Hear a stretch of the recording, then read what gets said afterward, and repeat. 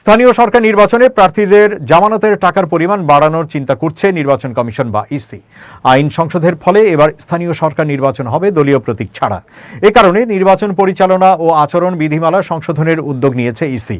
এর অংশ হিসেবে স্বতন্ত্র প্রার্থী হতে ভোটারদের সমর্থন সূচক সই জমা দেওয়ার বিধান বাদ দেওয়ার বিষয়টিও বিবেচনায় আছে।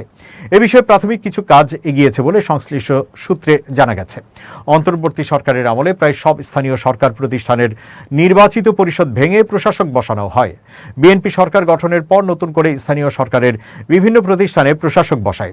স্থানীয় নির্বাচনের বিষয়ে এখনো সিদ্ধান্ত চূড়ান্ত হয়নি।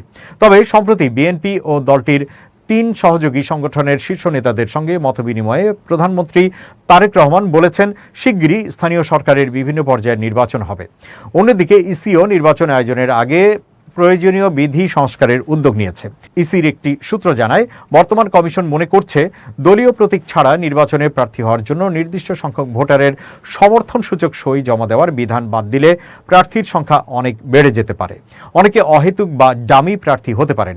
এতে নির্বাচনী ব্যবস্থাপনায় চাপ তৈরি হবে। এই পরিস্থিতি সামলাতে জামানতের পরিমাণ বাড়ানোর চিন্তা করা হচ্ছে।